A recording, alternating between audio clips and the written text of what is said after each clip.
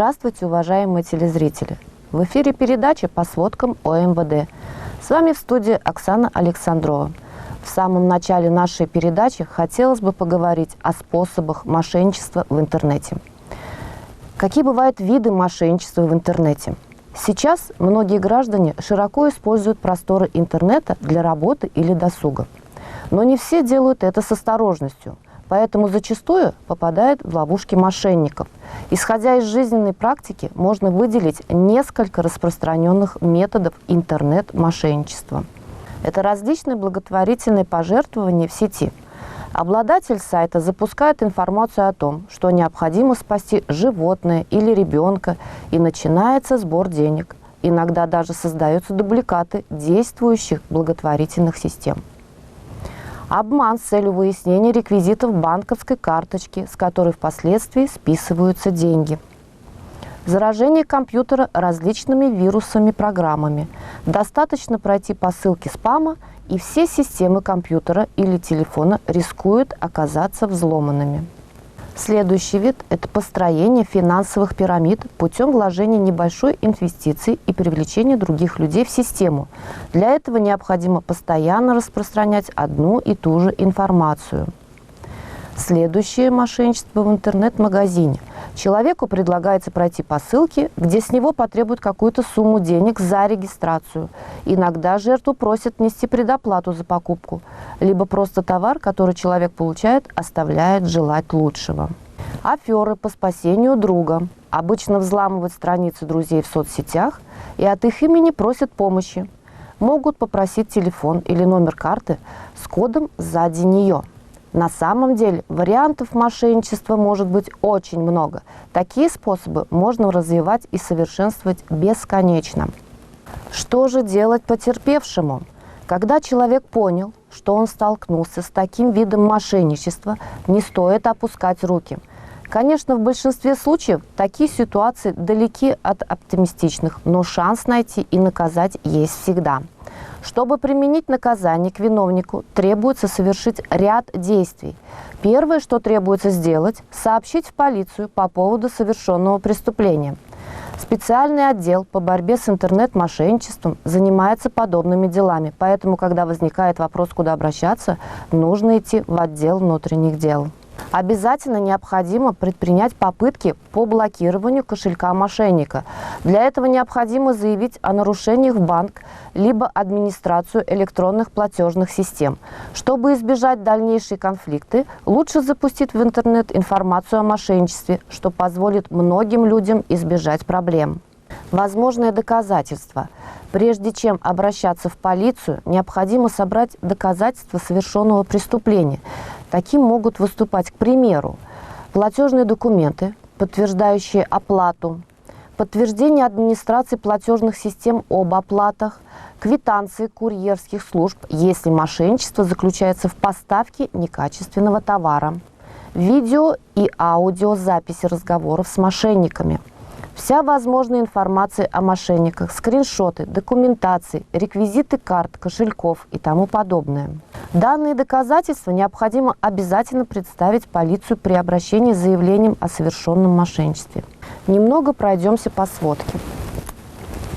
27 сентября 2019 года поступило заявление от гражданки города Канаш о том, что в период с 31 июля по 2 августа 2019 года неустановленное лицо в неустановленном месте после регистрации ею в конце июля 2019 года на интернет-сайте Quantum System по заработку на финансовых рынках, позвонив с абонентского номера, принадлежащего городу Москва, на номер заявительницы под предлогом увеличения дохода при вложении денежных средств в инвестиционные проекты путем получения доступа в Сбербанк онлайн-карты Сбербанка России, завладела денежными средствами на сумму более 900 тысяч рублей, принадлежащей этой гражданке, которая с целью увеличения дохода взяла 5 кредитов в Сбербанк онлайн.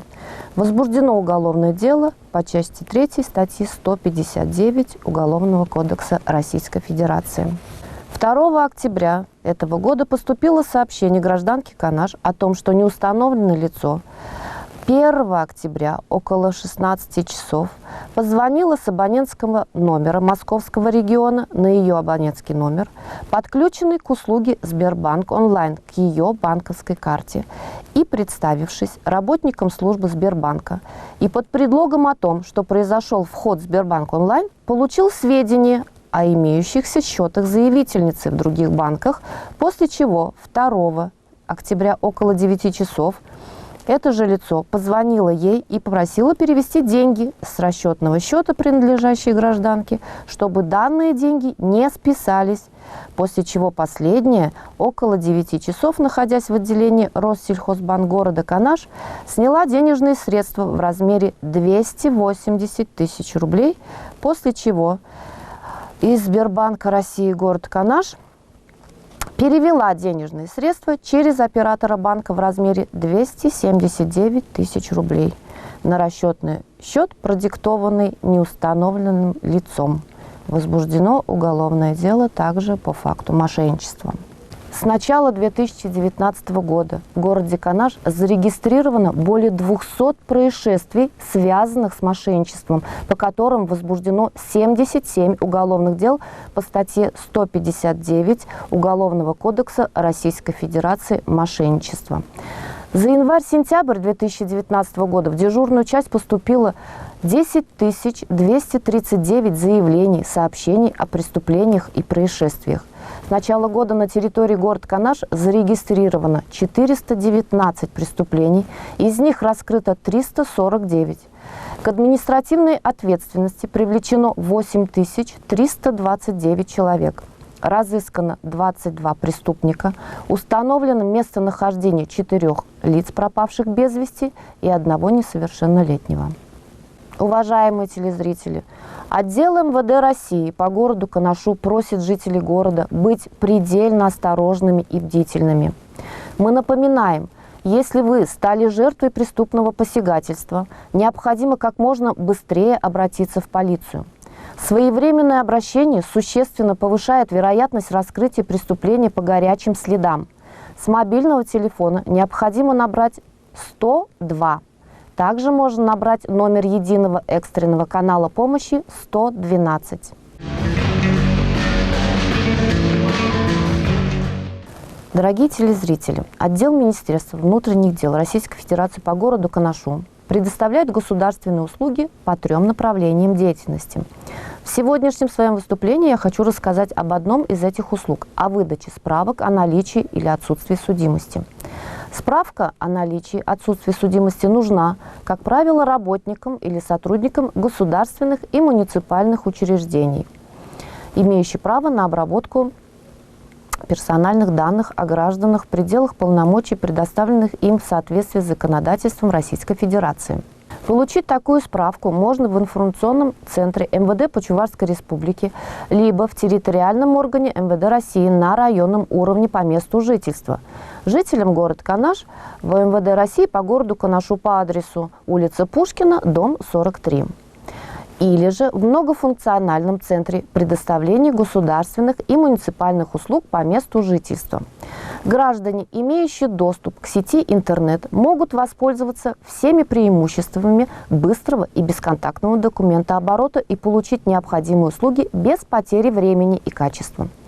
Зарегистрировавшись один раз на сайте госуслуги.ру, можно получить доступ ко всем услугам портала, в том числе и тем, которые оказывает МВД России. При получении такой справки через портал государственных услуг есть целый ряд преимуществ. Прежде всего, это оформление справки в первую очередь, срок исполнения до 10 дней. Во-вторых, возможность подачи заявления, не выходя из дома. В-третьих, о готовности справки на адрес электронной почты либо в личный кабинет вам направляется уведомление. И самое главное преимущество – сокращается количество посещений государственных органов. Дополнительную информацию по данной государственной услуге можно получить в УМВД России по городу Канашу по телефонам 3 67 11, 3 67 66. На этом наш выпуск завершен. С вами была Оксана Александрова. Будьте бдительны и берегите себя.